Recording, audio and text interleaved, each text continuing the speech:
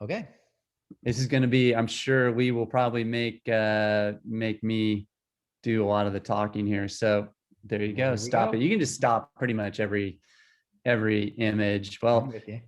again, everybody, this is like the scenery that we all want, right? And this is within kind of like, I can see it now at the light at the end of the tunnel. Finally, especially having been vaccinated now, I can see this coming. This particular image is from Rajan Pot, but it's quite typical of kind of a lot of the places that we go in the Coral Triangle, from whether that be the Solomon Islands to Palau, though Palau is just on the outside of the actual biogeographic Coral Triangle. Whatever the case, it's quite similar in terms of its biodiversity and kind of terrestrial aesthetics as well. So for those of you who have been to Rajan Pot, and probably most of you have, this is actually an image from Dante Castro Channel, which is on the westernmost side of Aljui Bay, on the island of Waigeo, the largest island in Rajan Pot. So below the waterline here, this is on the kind of the western side of the channel. We actually haven't done this side of the channel in a while. We always tend to do the east side of the channel, but there's beautiful reef on both sides, and this really aesthetic beach, kind of sandy habitat, also on the west side. So whatever the case, we will be back here, certainly in I guess November and December. We will be seeing this actual scene right here, which will be very cool and very welcomed. So, a lot of water flow through this channel, but it's really nice because there are lots of these little eddies. And those of you who have snorkeled with Lee and I know we talk a lot about eddies, and we put a lot of time into memorizing what happens on incoming and outgoing tides with eddies. But if you snorkel, if you utilize them and think about them before we actually jump in, we can utilize them to our advantage in terms of not just drifting right by this scenery. We can use those eddies to slow down and stop and kind of enjoy the scenery a little bit. Yeah. All right, let's move on.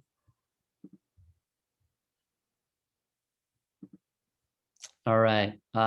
Again, another probably image that we could have taken in any one of our places from the Banda Sea or Wakatobi or Palau. But again, this is in Rajan Pot. I think I was just going through a Rajan Pot file, so I just grabbed a bunch from there. But man, it really, Lee and I have now been running snorkeling trips, including Coral Triangle Adventures, for almost 2 decades now. And well, probably over 2 decades now. And it really surprises me how many fantastic and incredibly healthy places that we have found that are so incredibly shallow. I think when we were coming up in Micronesia and Palau, back in the mid to late 90s, it was thought, or amongst the dive community, it was always thought, oh, the best reefs are kind of 10, 20, 30 to 70 feet below, because they were more protected from wave energy and wave generated from wind and such. But most of the regions that we have explored over the last 20 years, I mean, we've obviously done a lot of research as to where the most biodiverse reefs are, but we're also looking for shallow reefs that we can get as close to the kind of the substrate as possible. And by getting as close to the substrate, you're seeing much, much more detail. And so many of the places at low tide, and this image is taken probably not quite at low tide, but getting close to it, a lot of the areas, you'll see corals literally out of the water for a certain period of time, which is just incredible when you're in the water to have that over under look at corals. And again, they are most reef building hermitopic corals can adjust to that to being out of the water for a very short time, but you will see kind of also many hermitific corals get a haircut if you have continual low tides. So they can only really grow to that average low tide line and then occasionally get exposed to air during spring tides and such.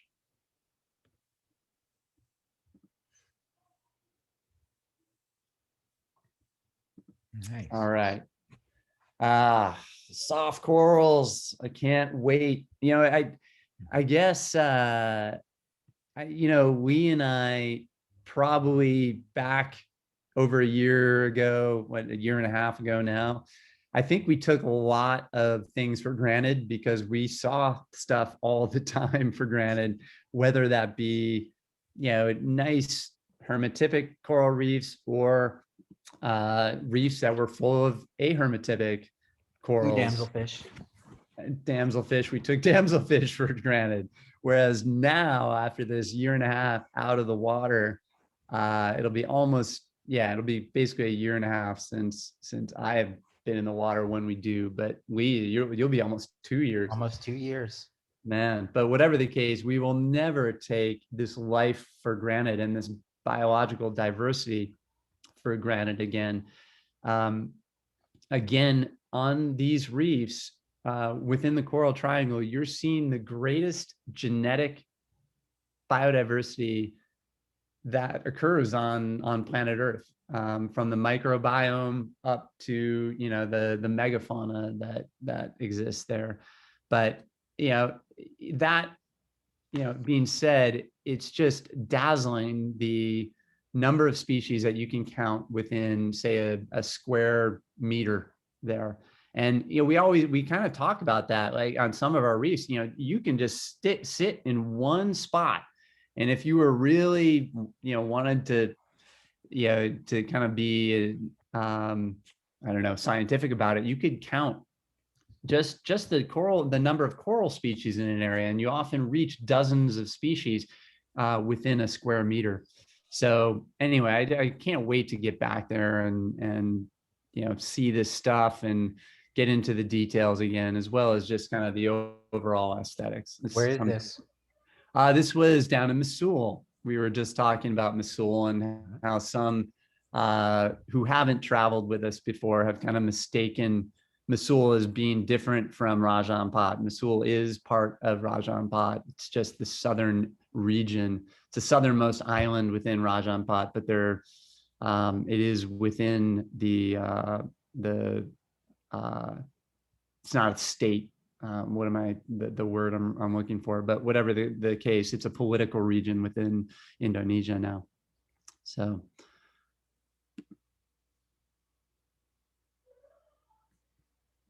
All right. You want to talk about this one, Lee? It's your photo. But sure, a spine cheek anemone fish, which you can see. I mean, this is a great photo in demonstrating why this fish is separated from the other anemone fish. So as you guys know, there's how many different species? 33 different species of anemone fish now. They keep adding one, so yeah, it's around there. Yeah, so I mean, at least for us in the in our kind of our working area, we usually can see, if you hit all the different areas, 12 or 13 different species, and this is one of the more common ones, but it is not an amphiprion. It is not the same family as all the other anemone fish.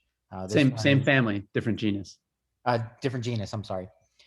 This one, the genus is Premnus, and it may get its distinction because of the spines that you see on the cheek, which again are very obvious in this photograph.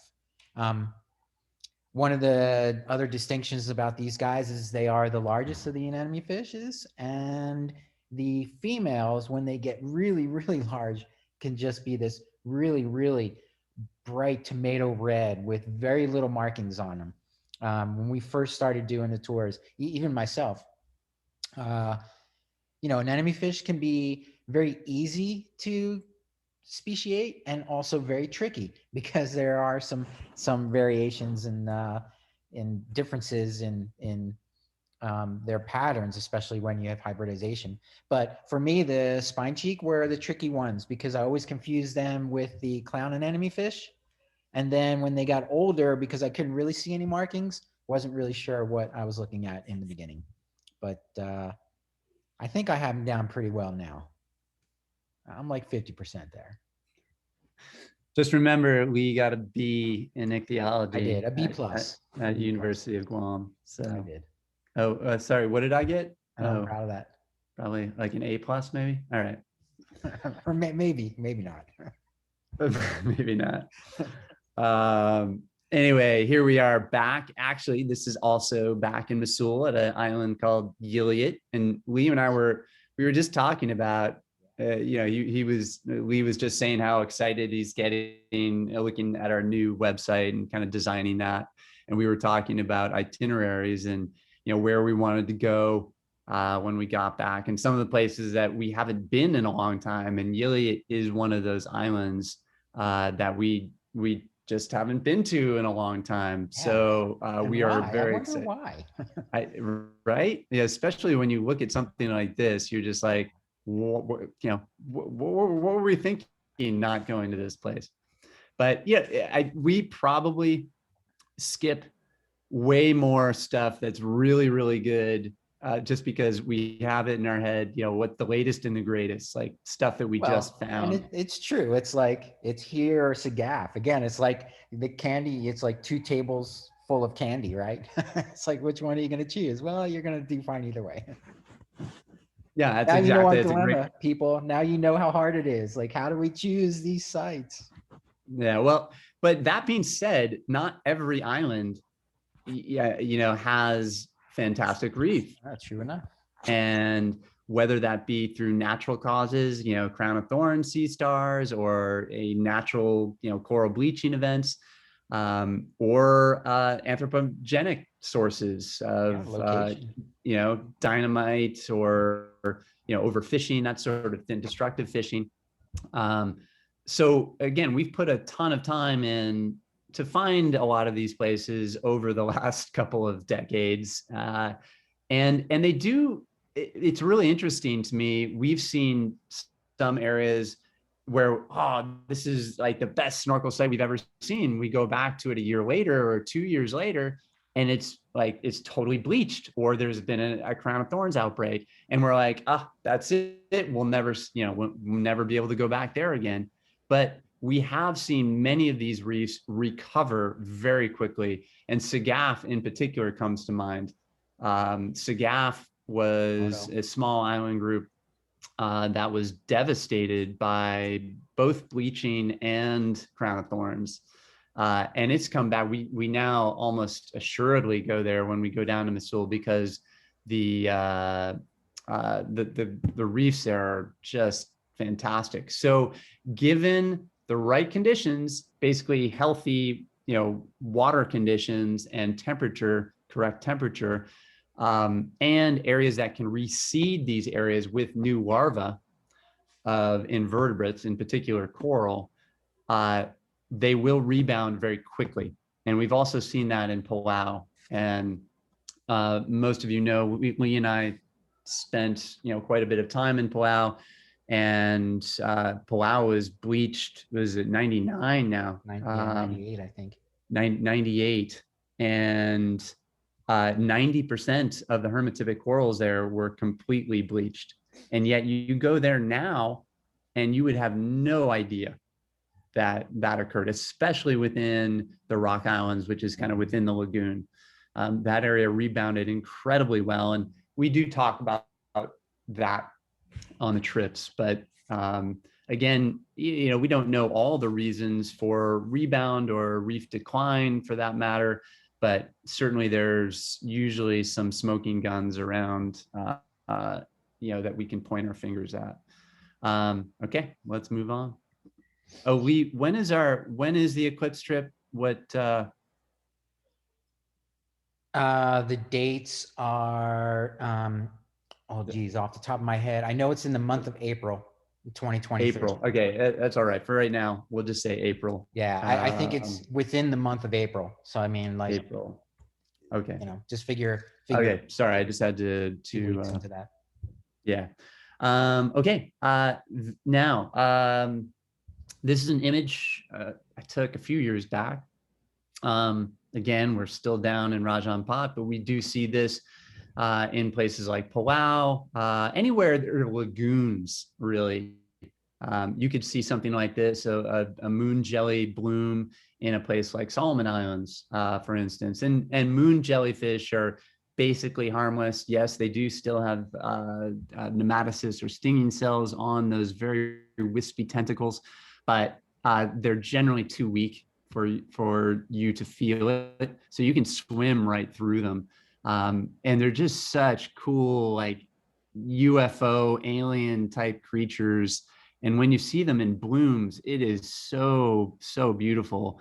And so the question is really what causes these blooms, these occasional blooms? And, basically the conditions have to be just right for their larvae to do incredibly well. And, think about, I guess you can compare it in a way to Jellyfish Lake. And we now know that there are multiple jellyfish lakes, both in Palau and Rajan Pot and in other places in Indonesia. Do you have one in the Philippines, Lee? No jellyfish? Yeah. You do. Down but whatever the case, in those, sorry.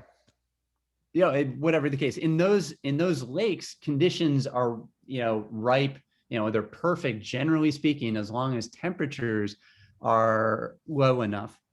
And there's no predators on the larvae, or very few predators on the larvae. So they all basically grow up into adults, and then they're able to reproduce. And basically space is the only limiting factor in those lakes until you get a warming period. And now in many cases, you will get jellyfish blooms, which are in association with phytoplankton blooms, again, which may be associated with lots of food for the larva, something like that. I don't know for sure. Obviously, as adults, they're carnivorous, but anyway, Lee, did you have anything to add with jellyfish blooms? Or no, I mean that's about it. I mean, like you said, I mean it's kind of a boom bust, growth cycle, though not for jellies, not nearly as boom bust as salps, but yeah, but certainly that same kind of relationship where they'll take advantage of the food source. So when it's there, they'll feed, and they'll just keep growing, and then when it's gone, the population kind of collapses. With falls back to the kind of the area, the lake's carrying capacity. But man, it is super cool when you get a chance to snorkel amongst, just gently, just kind of float there, because you don't want to destroy these things. They're very delicate, but it's just so cool and mesmerizing to drift amongst them. So nice.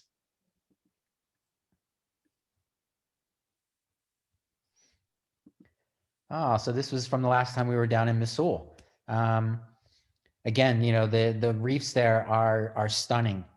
I like this picture because you can see down in the bottom here. I was having fun, and I got a picture of Ethan's drone taking pictures of the reef. This was just a fun day, and you can see it's just gorgeous down there. These are the kind of pictures that make me long for getting back in the water. Just the the thought of the morning snorkel kind of slipping into the really calm blue clear water. Everything is just kind of very mesmerizing. Yeah, so we'll get there.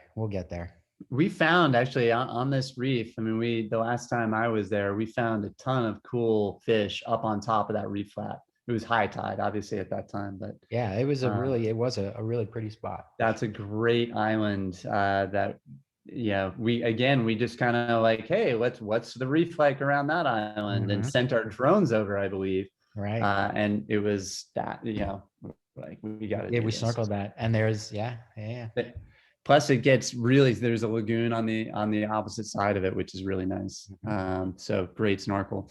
But this picture in particular, this is the way we used to have to do aerial photos, is by climbing up onto the karst, that really super sharp rock, that, all the limestone that is eroded into these really sharp spikes all throughout. Anywhere there's limestone that we travel. So when we used to do Myanmar, islands were like this. Obviously in Palau, though weathered differently in Palau. Again, this is in Raja Ampat. Those are kind of the three main places, in the Philippines, where we snorkel areas that are surrounded by karst. But man, it was, I think back, like, thank goodness for drones, because I'm thinking I'm getting too old to climb up these razor sharp walls of limestone. And I mean, literally, if you had fallen on this stuff, it's really difficult to tell in this picture, but I'm probably 40 feet up here. And to get up there, you're like risking life and limb, just because if you fall, you're going to be impaled by, this dirty limestone. So not quite as exciting now with the drones, but a lot easier to, again, scout snorkel sites and just provide you guys with natural history pictures that we can talk about from a different perspective. And that's been the beauty of using the drones in the areas that we snorkel. Man, you just get a bird's eye view of these reefs, and it is, again, just a different, it brings up some issues or some natural history aspects that we don't, it just doesn't occur to you when you're underwater. Maybe that be coral competition, or reef gradation, things like that. So, all right, we can move along.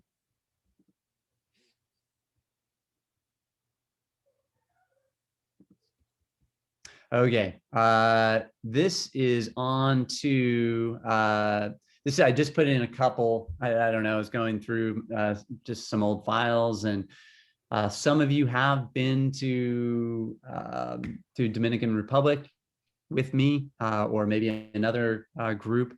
But it is one of basically the couple of places on planet Earth where it is legal and quite, I won't say easy to do, but it's pretty easy to do. Dominican Republic doesn't get much easier. We fly into a city called Puerto Plata, and basically get on our boat just south of there. And you head out, and you spend basically 6 days out at sea. And it's all about whales out there. And you're heading to what's known as a silver bank, this large, massive reef system just north of, kind of in between the Turks and Caicos and Dominican Republic. And that is where we get the Atlantic humpback population. That's where the greatest number of them go to calve, and as well as to breed. So what you see in this picture is a male, a female, and a calf. So the female has given birth. She's in no mood to mate. Like this guy behind her there, he's called the escort, and he's hoping that he gets some action. He will not be getting some action because, she just had her baby, and she's focused completely on raising that calf in a few months to become strong enough for the long migration north towards their feeding grounds, which a lot of these whales feed off of New England or Eastern Canada. Some go all the way up to Greenland, even Iceland, and some make it all the way into Scandinavia.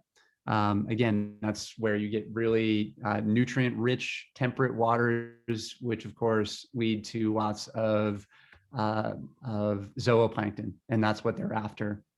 In particular, all the New England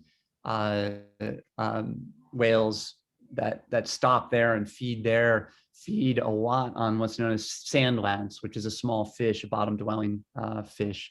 And you can see, actually, it's kind of hard to see, but on that male, the largest whale that you're seeing, he has a little bit of a scar right along his right cheek, and that little white white spot in the middle of the image. And so I know he's from New England because the whales there have a particular feeding behavior where they will turn on their right side to scoop up the sand lance. And that's the only place they do it. So they develop that little scar, and they all do it. So you can tell all the New England whales, particularly from that kind of feeding scar that they have there. So a fascinating trip. Man, if you've ever been in the water with a 50-foot animal, it's like, it's seen like a god to me. Like those things are so powerful and beautiful and just immense, and they're, jaw dropping. Just to me, that I can understand, again, animism, I think. All right, next picture, which I think again is another whale shot.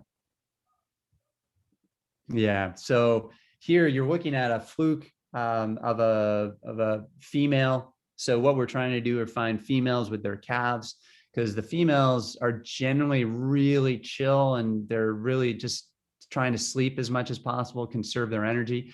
For those of you who are concerned about humans getting too close to whales, we do it in a really, really conscientious way in Dominican Republic.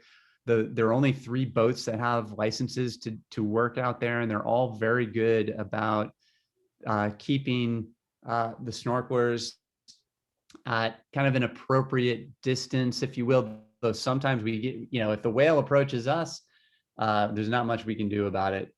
They're very gentle, I'll just say that, but it's, we position ourselves so we are not bothering the whales at all.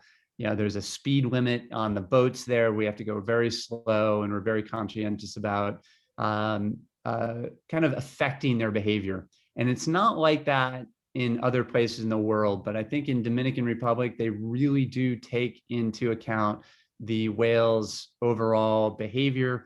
Many of these whales come back and give birth again and again here.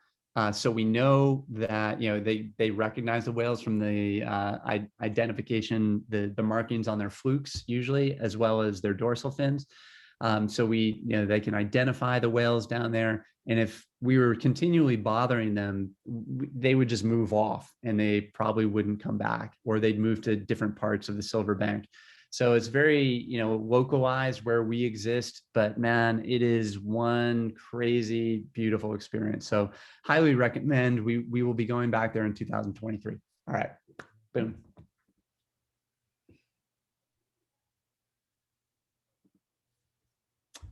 We just obviously doesn't want to give me photos, so he doesn't have to talk during anything. I'm busy with the website. Are you watching like a hockey game on your phone or something while I'm doing all the work here? I wish I was. No, whatever the case, I'm just joking. So this is actually a lake. And do you know where this is? Looks like Palau. It is. This is Mandarin Fish Lake. Yeah. So back when we worked here, this is a lake that we would bring on our kayak tours. We bring snorkelers here, or if we were dive guiding, we would often do lunch here or stop on the way back to the dock, because this lake is, again, called Mandarin Fish Lake, and it's not really a lake per se, because there is a channel. It's connected to the lagoon, but it once was a marine lake, a totally isolated lake. So in the channel, kind of that snakes into the lake, this kind of narrow channel, which is maybe, 50, 60 yards long. You have to kind of go in at high tide, or at least mid tide. There's some beautiful gorgonians, and in Palau in particular, it's pretty rare to have gorgonians up, within inches of the surface. Just because they do receive occasional, weather there, especially on the outer reef. But within the Rock Islands, super protected by limestone islands all around. So these delicate organisms can grow, again, right to the surface or right to the low tide line, per se. And you'll see some of these which do grow up, and they look like they've been cut off right at the top, by someone with a knife or something. But that's the low tide line, which basically stops the growth right there.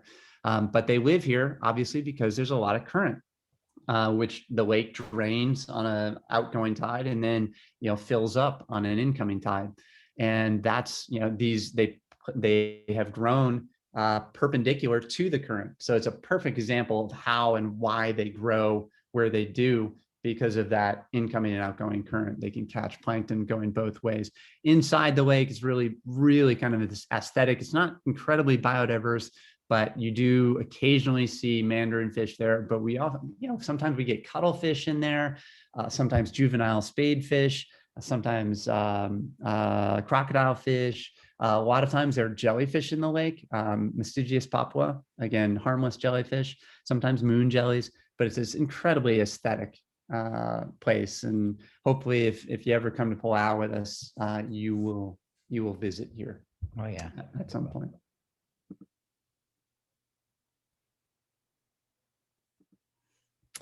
Okay, one of the we and I were just actually talking before everybody came into the Zoom this afternoon.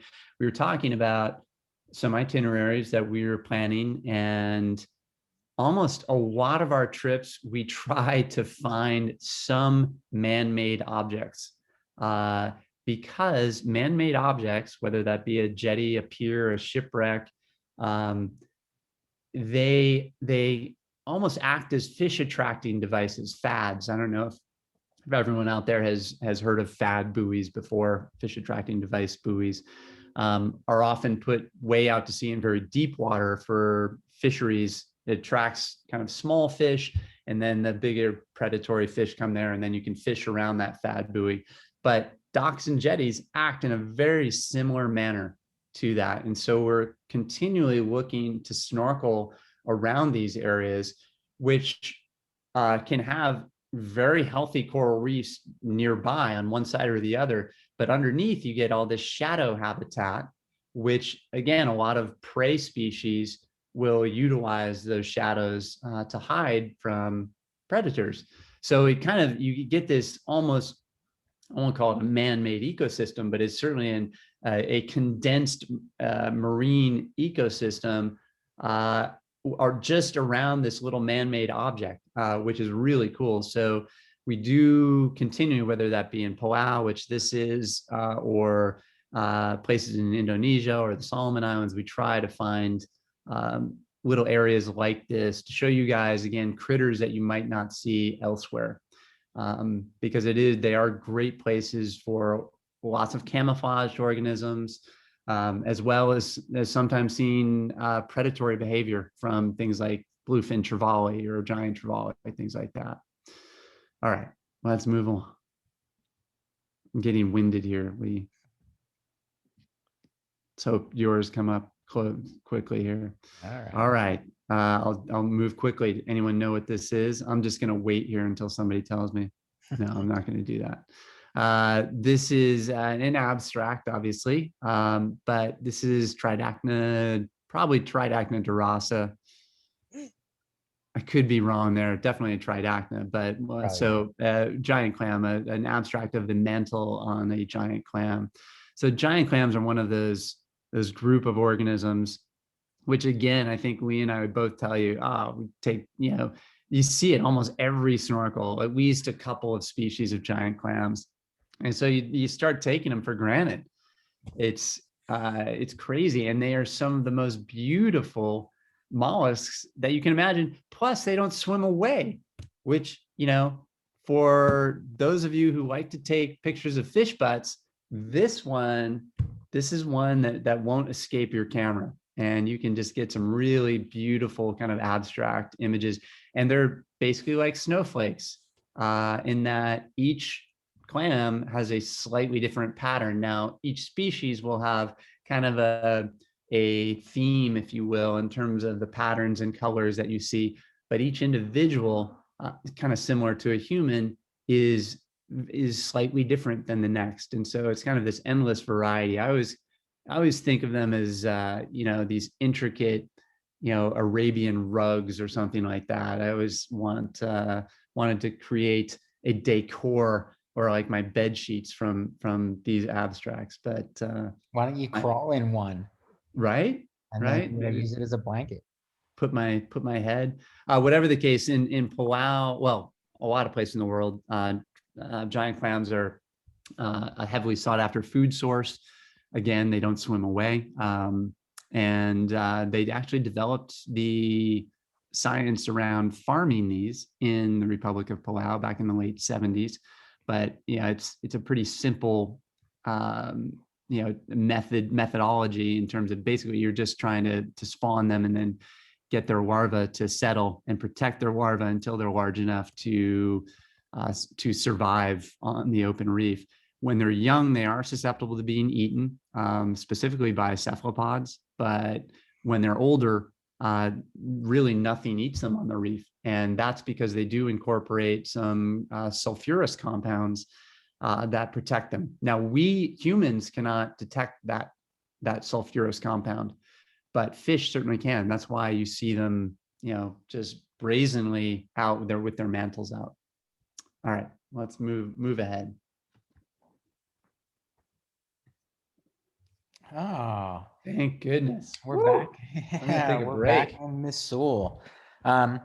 So this is whenever I brief this site, and this is on the island of Sagaf down in Missoula, and we are there basically every time we go to Missoula because this site is so nice. Ethan was talking about it, how it's recovered and it's amazing diversity of table corals, and you have this really elongated reef. So whenever we're there, I try and brief this particular spot, this spot right here that we're looking at. And I don't do this for a lot of snorkels, but on this one in particular, I brief this like, okay, usually we talk about a general direction, things to look out for, current that we expect to see on the reef. But on this one, I talk about, okay, when you come around, you follow the reef line, then it turns into kind of a sloping, sandy, kind of a sand spit that extends, and this reef extends quite far from the island. Anyway, if you stay along the sandy slopes, you end up coming to a point where all of these types of corals exist, and these are called, the types of growth are called microatolls. And usually like 2 or 3 out of the whole group make it here.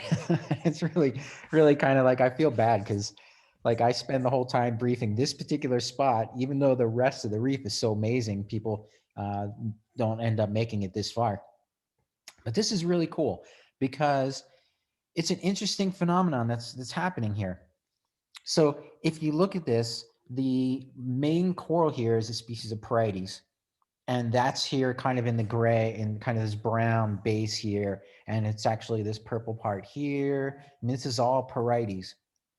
And it grows as a massive coral. We're all familiar with that kind of growth form for corals where, it just grows like a big rock. I mean, it's this big mound, and this type of coral grows very, very slowly because it puts a lot of density into its skeleton. So it grows, and it grows in this very shallow area. Now, we're here, of course, at a higher tide, but the tide levels here get very, very low to where parts of this whole kind of colony, this whole little community here, are completely exposed. Now, the growth form of this Porites, rather than growing up, it grows out. And that makes perfect sense because if it continued to grow up, it would continually find the upper parts out of water more and more often. And of course, corals don't like that. So rather than putting energy into growing up, it grows out. And the whole top part is kind of like this dead area that is then colonized by other species of coral. Because again, this is all sand here. So the corals aren't going to be able to settle here. So anything that a coral can settle upon, it does, as a way to gain anchorage on the reef and then continue to grow. So you have all these smaller colonies that grow on top of this colony, and this is due primarily to the growth of this is due primarily to its location and the tides, and it's really cool. So the question I have, and I have a couple of them. One, are these corals here just more tolerant to being out of the water? because obviously the main coral here is not growing that high because it doesn't want to sacrifice those polyps to being exposed. But these corals now are now taking over that spot. So these guys are now exposed, or at least in jeopardy of being exposed to this same air, the same level as down here. But obviously these guys are doing really well. So it's possible that these guys are just able to handle the exposure to air better than the parietes underneath. And that, that could certainly be the case. But, and there's another picture we're going to get to. More interestingly, it grows up, right? So it's growing up. And then what really sets that limit? Is it the average annual tidal height?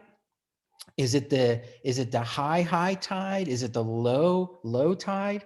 Because at some point, and again, this will be more understood on the next picture, or on the next, at least. Hope, did you put a next right after this one, Ethan? Because it's dead on the top, right? So at some point, though, it had to be living, because the polyps are secreting the skeleton. So it's not like the skeleton is just made there and then the polyps go and colonize that. The polyps are the ones that actually secrete the skeleton. So there were live coral polyps at the top at some point.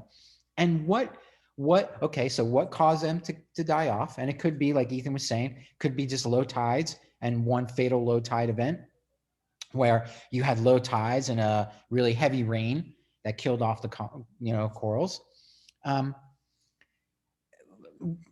What was it that caused those polyps to die? And then why wouldn't they recolonize the kind of the abandoned coral colony, which is something that in science they've proven many times over, that if a coral colony, say you have a coral colony and the whole upper part of a coral colony dies off due to bleaching, well, the whole lower part, which is very healthy, will then use the now abandoned substrate as new homes, and it costs them almost nothing to do that, right? Because the energy in growing coral is in secreting the calcium carbonate skeleton.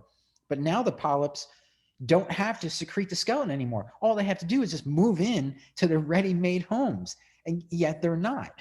They're not, and they're staying available for other coral colonies to grow, which is a bad thing for this coral colony, the parietes, because this coral colony now is shading this colony. Now it's not getting sun, shading this colony. Now it's not getting food. So it's just really interesting dynamic, because how we see it right now, like this right here, like how it got to that point, I'm not sure I can make can fill in that progression, which is kind of neat, because like we can do that for most reefs, but this one's a little trickier. And it's such an awesome formation too, right? I mean, just this little oases of habitat amongst the sand, and as you can see, it attracts a lot of life. Okay. All right, Ethan, I think I talked enough. Whew, I'm tired now. Done. Your turn. You're done. Oh, what? It's me again. Time for a beer. Now it's you again. No, I'm fine with this. So, Algae, spooky. I mean, this is, one of the spots that I look forward to getting back to. It's certainly in my top 5, except on this particular day. So, Spooky Channel is, usually a pretty awesome place. But on this particular day, for some reason, we had like zero visibility, and the water was like this really like deep, dense green. And it made it really hard, believe it or not, to actually find things in the water. So I ended up just spending my time kind of drifting out in the middle more and seeing what was floating by. And I happened to catch this coconut with a crab on it. that was, you know, his little paradise, his little oases, in the Dispersal. expansive water, Everything wants to disperse. right? You'd think he'd be like birds might be attracted to that Right. crab. Well, yeah, you'd think, and maybe he's just camouflaged though. Maybe. True.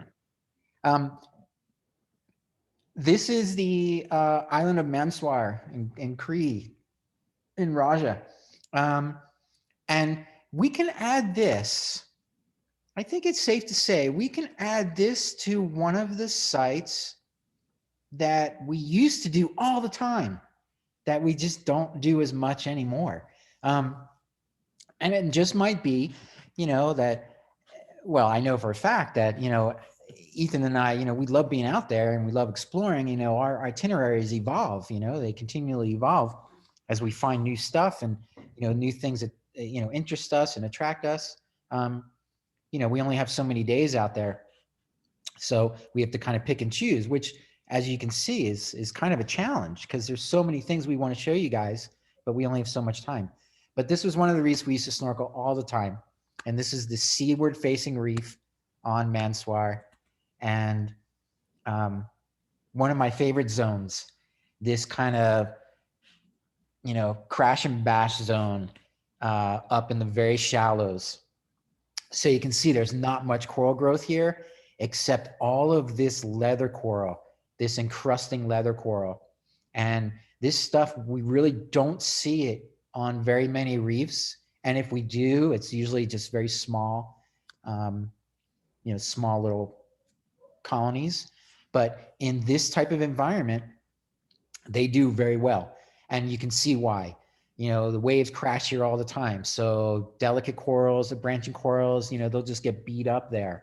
You know, the big parietes, the big massive corals, they could probably do well there, except the water is moving so quickly all the time that it's hard for things to settle.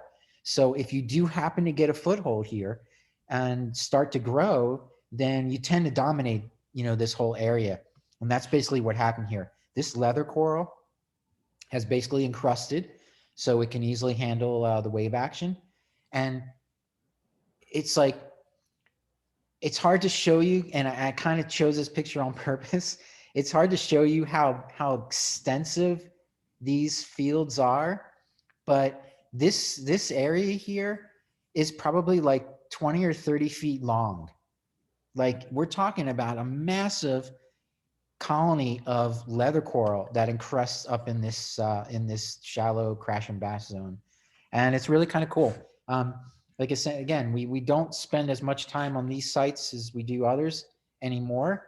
But if we do, this was one of the things that I always used to kind of get everyone's attention. You know, the sites were gorgeous, right? I mean, bumphead parrotfish, some of the bigger fish, you know, usually, you know, 100-foot visibility, you know, lots of things attract you to this site. But, you know, rather than just getting up in the shallows in this kind of, you know, average looking, you know, not very exciting area. But this is one of the more interesting growth forms of coral that we get to see on our snorkels. I'm thinking that like one of our trips, we should just say crash and bash. This is our crash and bash trip. Yeah, I mean, we go to Hawaii, we go to the North Shore, and we just dump everyone in. Right, Mavericks out here. Yeah. Right. So here's that picture. So here, this is what I'm talking about. So this is another micro atoll, and here, you know, kind of gets its name because everybody knows what an atoll is, right? You know, the reef is growing on volcanic substrate, and then as it slowly recedes, you know, the coral continues to grow to try and keep its depth relative to the sun. Ultimately, the kind of the center portion of the reef, you know, is not growing as much as the barrier parts, and as it continues to recede, ultimately you have this kind of submerged ring of coral with a lagoon. And that's kind of what we have here, this ring of coral with a lagoon in the middle. But again, you know, so this is in another place in Raja. This is up in Wayag.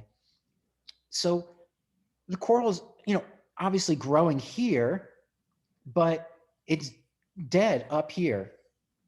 And yet the coral had to have been living to create this, and now it's dead.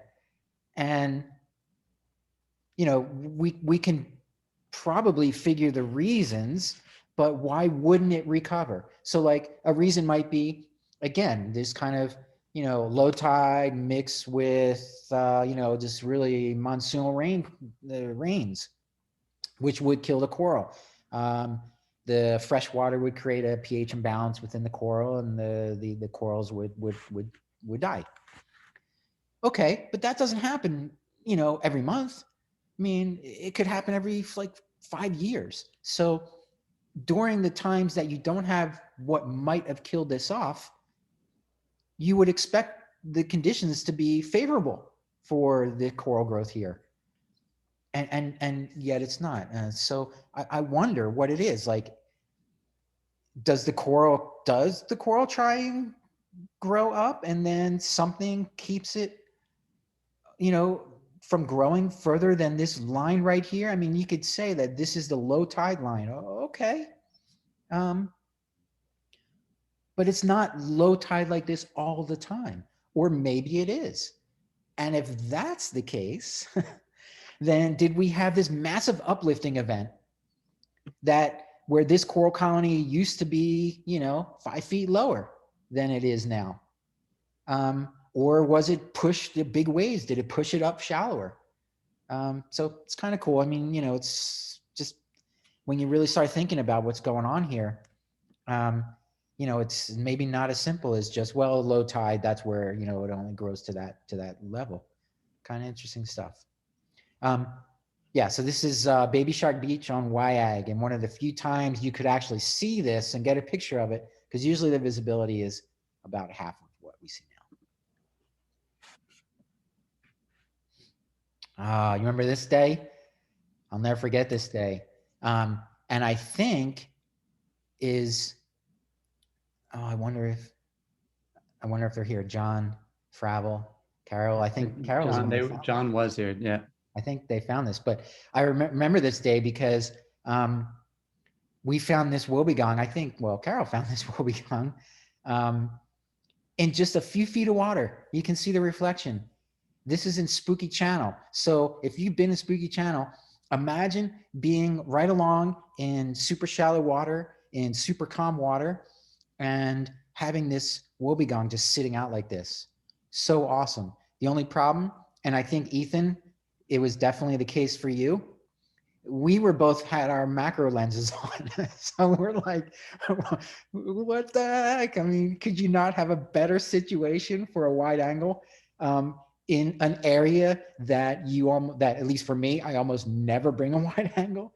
So I remember I zoomed back to the boat, and I threw my wide angle on and came out here, and I, you know, still got horrible pictures. I think it was like my first or second time ever with the wide angle lens, but I didn't care. I just wanted to get the picture of a woebegong in super shallow water, you know, just as I think we had all like snorkeled right over this. It was so well camouflaged, and you know, Carol, you know, has such good eyes that, you know, she's kind of like, she got excited. I heard some, because I was way back. Our kind of group was way back, and then we kind of rolled up on it later. But yeah, that was a cool day. That was a cool day. Oh, me again, another one. So this is in Dante Castro. This is on the kind of would be the west side, I guess, the side that we've traditionally done. And this snake scared the heck out of us. It's not a great picture, but this is all I could get. We were under there. It was kind of a dark day. So in a way, sometimes the dark days are great when you want to really get colors to pop, because you know, you get the really dark backgrounds. And I was up trying to get these soft corals, and all of a sudden the sea snake just pops out. I was like, whoa. So that was, yeah, it's cool. Like I said, it was fun going back and looking at all my pictures, you know, from many trips ago. This one in particular. So as Ethan and I were kind of figuring out our trips and what our, you know, kind of focus is going to be on for, you know, post-COVID and how we're going to approach trips and things like that. One of the areas that I'd still like to try and revisit is Papua New Guinea. Now, I know we have some folks here, I hope we have some folks here who have been on the trip with me in Kimby Bay. And that trip, for me, the reef was awesome. Like, this is Kimby Island. Look at this reef. This is what we snorkel on. And then over on the left-hand side, it's just a straight vertical drop-off. Gorgeous, gorgeous, gorgeous reef. The only problem is the boat we were using, the one tender was broken and then the other tender broke. So we ended up floating out there while one tender that they had working, they were paddling it like a kayak over to us. So needless to say, it wasn't necessarily the best in terms of safety and logistics in terms of the boat that we used, which is generally what prevented us from going back there. We gave it another shot on the South Coast because, you know, we heard it was, you know, more kind of coral reef snorkeling, and, you know, we learned our lesson in that regard. But Kimby Bay, beautiful, beautiful. The reason I bring it up is because there's a new boat working the area, and I think we want to give that a shot. It may not be for a couple years that we go back, but this is just, you know, as I was going through writing up all our itineraries, Missoul got me excited, and PNG, as I was writing that up, going back to Kimby Bay.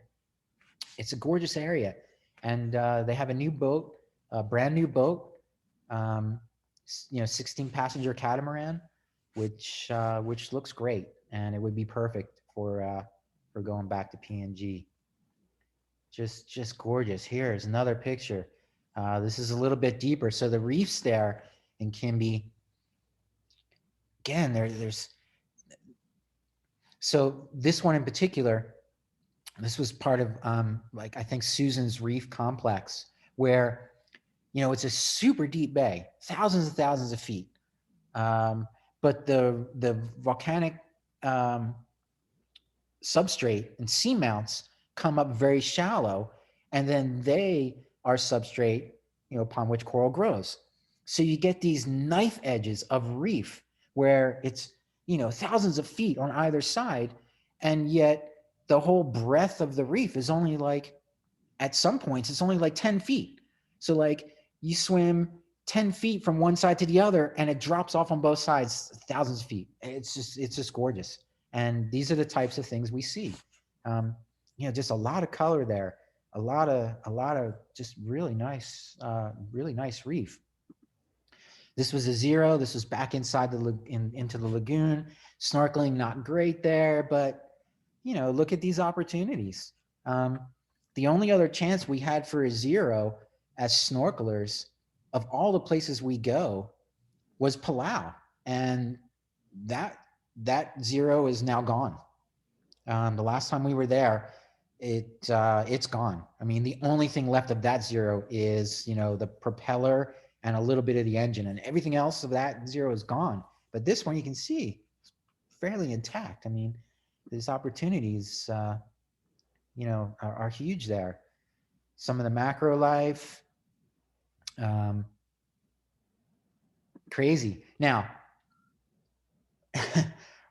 among many things that we were exposed to in doing the tour in PNG, were the captain and the crew, and they are great people. You know, love those guys. They were a lot of fun.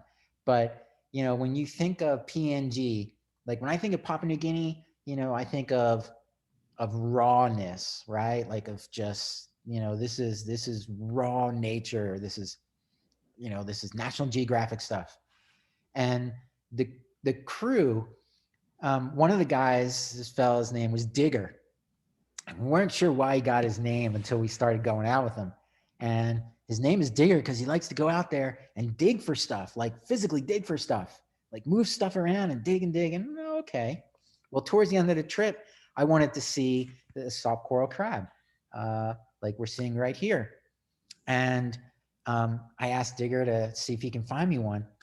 And we went up to some of the soft corals, and like I couldn't, like I was surprised. Like all of us, we're all pretty hands off, pretty delicate with touching stuff. Well, he goes right up to it, and these are soft corals are pretty hardy. I mean, you could slap them around and they'll be fine. But still, he goes up to it and like he grabs the arm and he takes his hand, he just grabs it, and like he just goes right along the branches like this until he corrals one to the tip of the branch. I was just like, oh geez, I'm not sure I should take a picture of this, but if I don't take a picture of it, he's probably gonna look at me weird. But that was definitely interesting to have somebody look for a soft coral crab that way.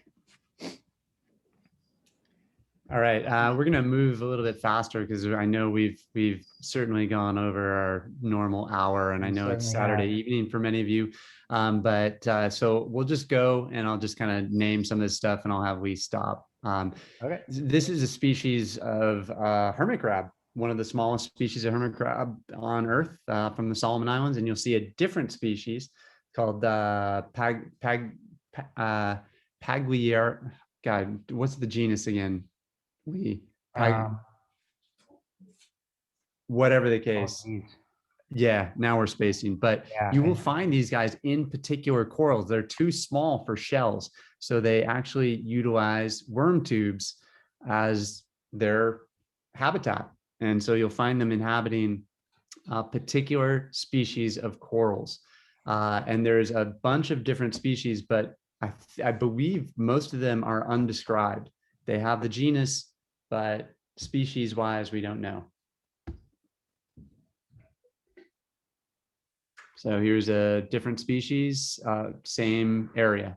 And then I have another one from Raja, which is also really funky. Right. So one of the beautiful things, if you can just go back real quick, about Solomon Islands is all of the three-dimensional kind of caves and crevices and canyons and grottos that are there. So if you've never been to the Solomons, man, one of the top snorkeling areas on planet Earth, really. I mean, once we saw that place, and subsequently have been there, and a number of times now, it certainly ranks high, and that's why we keep going back. It's just a place that very few people ever get to. So it is, as Lee was saying, a very raw area, but boat's fantastic. Okay, one of the type of this is an aerial, obviously, of a channel in Belize, mangrove channel. So Belize, we're going to be doing again in October. And I think we have another aerial of some of the reefs, the outer reefs, spur and groove channels that those of you who will be going to Belize will get a chance to explore. These are on of course, the outer reef on the windward side of the island. Usually the leeward side has a different structure, reef structure, but areas that get wind most of the year, you'll often see this type of reef structure dominating due to wave energy. But we go there at a time when it should be fairly calm, and you get a chance to visit the Blue Hole, which is fantastic. Just a bunch of different habitats in Belize. Speaking of different habitats, this is on our way to Allure. This is a bay that we hit up usually our second or third day into the trip, or sometimes on the way back. But it's both got mangrove, reef, black sand, and coral reef in this area, plus a living volcano. And it erupted. That's right. 3 or 4 months ago. This Iliap. So that's Pulau Iliap, which is a very active volcano that we snorkel right under the shadow of that.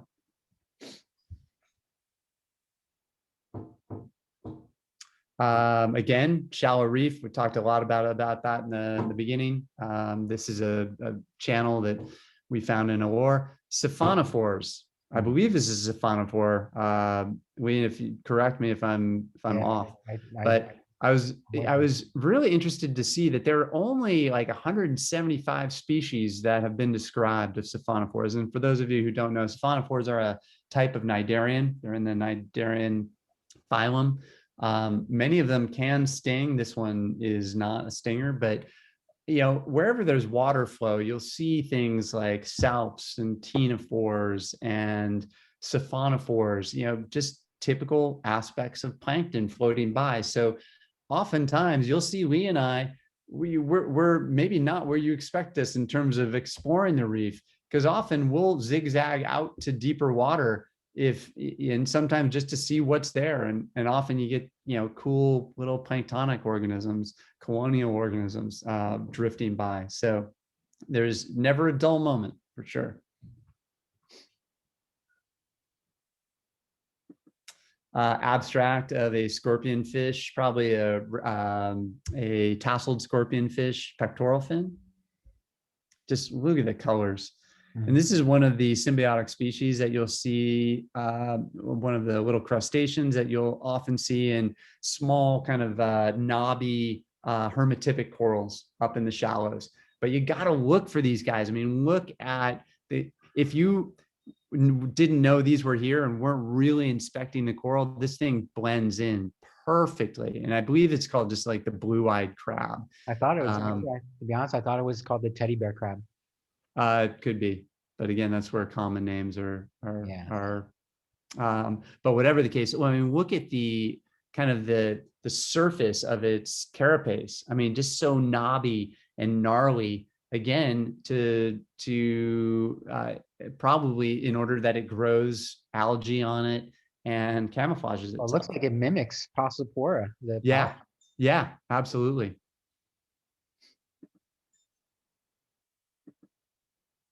Again, a look in the Bandasea at some of the shallow reefs out there. And this was one of the islands, and the island name is escaping me right now, but we found this the last time we were through the Bandas, and man, we cannot wait to get back to this specific area.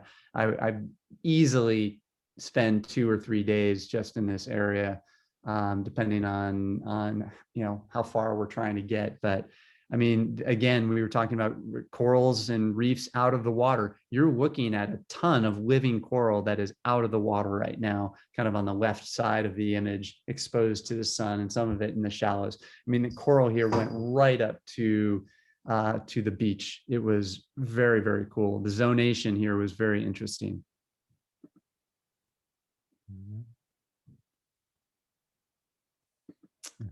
One of our favorite blennies, the red spotted blenny, which again was shot in the Bandasea, but you can see this anywhere from Palau to the Solomon Islands to various places in Indonesia, but they're not often easy to see. And we found a really, some real shallow ones up in the Bandas and in Solomons. I know we can get good pictures.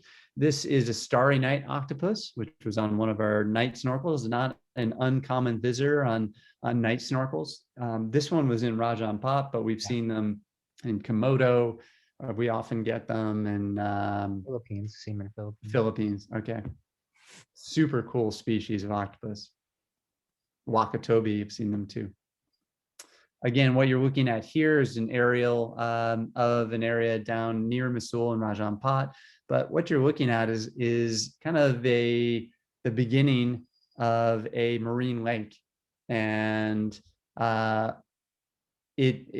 marine lakes, often form, when water levels are much lower than what they are today.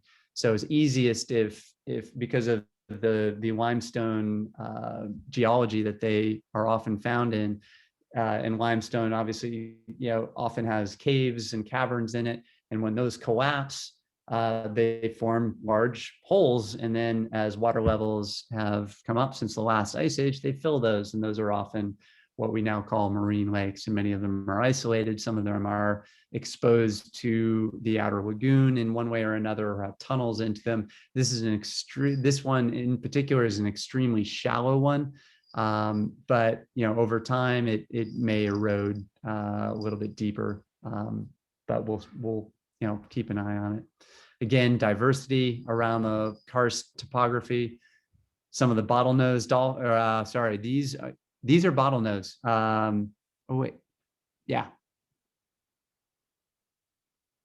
I believe these are bottlenose. This was in Komodo the last time we were there. Really difficult to shoot them from the air because they keep moving around. But occasionally we see them in the water. But dolphins are, in particular, extremely hard to get close to. They're just just kind of all over the place. You have to be looking in the right direction. Again, a very monotypic snorkeling habitat here, and I'm thinking it's Komodo. Pretty sure it's Komodo. This is a type of flatfish, or sorry, not a crocodile fish, but I'm spacing on their family. Flathead? Flathead, yeah, flathead. Again, just beautiful eyes, and they have, if you look at each eye, you can see this little tissue on the top of it that can expand and contract. And crocodile fish in particular have a very intricate one called an iris lappet, again, to potentially protect the iris from, or the eye from UV, or potential, or I should say, to potentially camouflage the eye. Even some cephalopods have it. We talked a little bit earlier about anemone fish. That was the red and black anemone fish, Amphiprion melanopus. And this is one of the most famous snorkel sites that we do, and probably dive sites. Can be called Shotgun, or we call it Shotgun. This is in Komodo. This is a great place to see mantas. And sometimes they're not there, but it's still a beautiful reef. You almost always get turtles here. Sometimes we see cuttlefish. It's a beautiful drift, and then we end up on this just gorgeous, mellow kind of coral garden area. So a fantastic area. And again, we were talking about eddies earlier. This has a really beautiful eddy right in the middle of the dive site or snorkel site, where we actually stop and we can just watch mantas if they're there. And they come into this area because they feed here. But we don't have to put any effort in once you get into that eddy. It's wonderful, just fantastic area.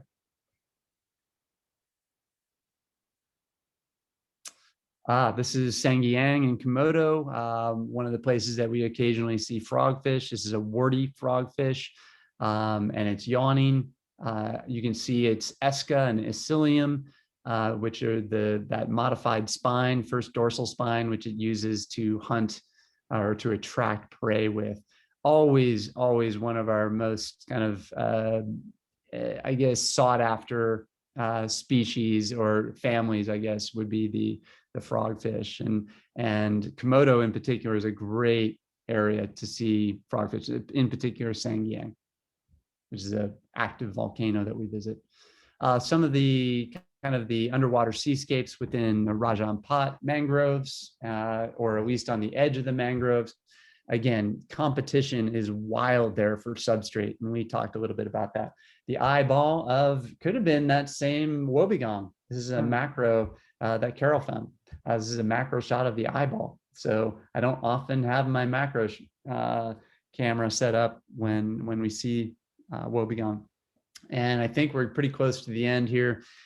These are filter feeding sea cucumbers that many people, they almost look like nudibranchs, but we see those often in current swept areas. And on the last trip that we tried to go to Halmahera, this was one of the beautiful islands that we found kind of halfway in between Raja Ampat and Halmahera. You guys go inside? We just got into the channel at the kind of right in the middle of the image on the bottom there, but it's really shallow in there. You got to go in at high tide. But it's really, it was interesting, this island group. And I think, as Lee was talking about future trips, I think we will try to get back to actual Halmahera. This is within the Halmahera Sea here, in an area that we had never explored before, but just overall really beautiful to kind of explore this area, and then also get a little bit of Raja Ampat in on this trip as well. So this was interesting how the mangroves grew within that lagoon. So this is kind of almost a more close-up shot of the edge of that little island that you just saw from a little bit further back. But notice the way that the mangroves they form these kind of fairy rings, if you will. really interesting, way. And I don't know in particular how they formed, or, maybe just similar to what you were talking about with the micro atolls. But it was very cool. And you saw various examples of this throughout that island. I mean, it looks like the water kind of flows in like this. This would bring in the prop roots, and then maybe that's just way too shallow for them to get past this. And they just kind of eddy out and move around, and Yeah, ultimately they kind of create this sandbar that they grow. That's really cool. Yeah, it was very cool. And then this was one of the islands. I think we end here. This was one of the beautiful islands near, again, kind of halfway in between Halmahera and Rajan Pot. Had some really kind of out there fishing communities that had built these huts on stilts nearby, and these really nice reefs. And we spent a day in this area. Again, totally, the reefs had not been touched at all. Very little, almost nobody goes here. No, Americans or Europeans, or, if you're not Indonesian, you don't really know this area. So it was very cool to be probably the first snorkelers ever to kind of scratch the surface of this area. And I would definitely go back to this island group in particular. Really pretty. Sounds good. Let's go. Yeah. Okay, everybody, that's about it for today. I'm sorry we went a little bit long. That was Lee's fault for talking about micro atolls for half an hour. Worth it. It's for those of you who have not traveled with us. Lee does condense his snorkel briefings a little bit shorter than that, but not much though. But he does give a lot of detail, so you kind of know exactly what you're going to see. Whatever the case, everybody, thank you guys for joining us. We apologize for going long. I know it's a Saturday evening for most of you, and it means a lot to us to connect with you guys. Again, look forward, look at your schedules in the near future. We're trying to get ourselves back on our feet and get Coral Triangle Adventures rolling again. And you guys are part of us, and we really hope to see all of you, whether it be this year, which we really hope, or next year. So take a look at our new website that we put a lot of hard work and effort into. It looks great. If there are any misspellings, I have not, you can blame Lee on that, because I haven't actually, while I have the masses here, seriously, if there are any like errors in the links or mistakes, please just shoot me a quick email and let me know. On that but note, again, I want to concur. I really appreciate everybody joining us. We really enjoy doing these, and it's great to see everyone. That light at the end of the tunnel, it's getting brighter and brighter. Hopefully in a few months, we'll get to see some smiling faces and some wet faces from being in the water, some slightly sunburned faces. That's the thing I'm probably most worried about, is going back out there, is me getting burnt and dehydrated, and basically everything that all the immunities that I built up over the years have now all abandoned me. All right. Look for announcement. We'll do this again in a couple of weeks. We'll come up with a topic again. And again, if you have any questions about anything, please email us and let us know. All right. All right, guys. Take care. We'll see y'all in a couple of weeks. Thank you. Yes. Ethan, no need to follow up. No, we're good. All right. I'll talk with you in a bit then. Yeah. See you, everybody. All right. Bye.